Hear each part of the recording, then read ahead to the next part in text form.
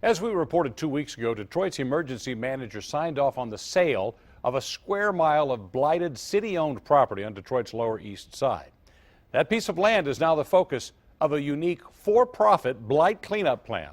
For my special series of Detroit 2020 State of the City reports, I went for a hike with the man in charge of the Hance Farm Urban Forest. We're about an eighth of a mile from the northwest corner of our development area.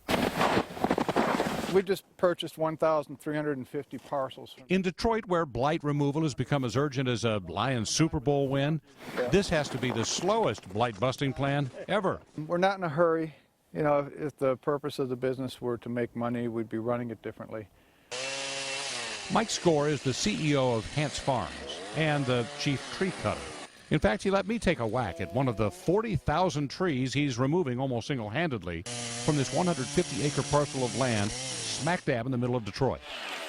After the trees are gone, he's going to turn around and start planting trees. This year, the 150 acres that we're purchasing, we're going to plant 15,000 trees. We're going to take down 50 dangerous structures this spring, and then we'll mow everything that we purchased all summer long this year.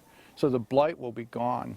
A typical timber stand, if we plant our trees for timber management, take 40 to 60 years to mature. That's a long-term investment. It is. We're here for the long haul. The plan is quite simple. Get rid of the blight, the trash, and the overgrown tangle, and plant a neatly lined urban forest. We want people who live in these neighborhoods to be glad that they stayed. So Ray, this is your house right here? Yes, it is. How long you live? Ray Anderson is certainly glad he stayed. He grew up in this neighborhood, still lives here 56 years later. So you're a kid playing in this neighborhood. What was it like? There was houses everywhere.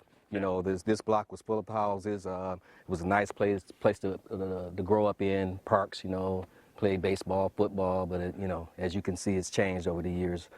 Abandoned houses, you know, garbage, illegal dumping. For years, Ray has listened to the politicians and their promises to clean up the neighborhoods. But you heard all the politicians talking. Oh, I've heard all the talk.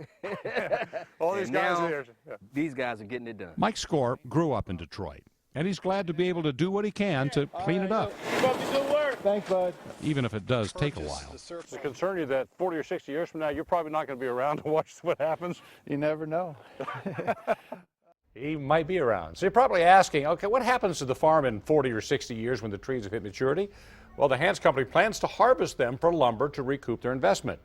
Or they suggest a nature conservancy can buy the land and maintain it as the world's first and, well, by that time, oldest urban forest. Wow, I mean, amazing to see. They're doing a great job. But how much is this investment costing Hance Farms? They paid $441,000 for that block of land, about a mile worth, a couple $100,000 in attorney's fee to get the deals done, $150,000 a year to maintain the property once it's all cleared, plus, and this is the big thing, they'll pay property taxes so the city gets that money. Then, of course, there's the cost of planting trees. They're going to plant 15,000 trees this April, so whatever that costs. And they won't see a return for 40 to 60 years, but they're investing in the city. In the long term. John Hance is the local guy who is a financier, and that's his philosophy is just to create it, build it, and let it be. Well, good deal. Let's hope it works, right?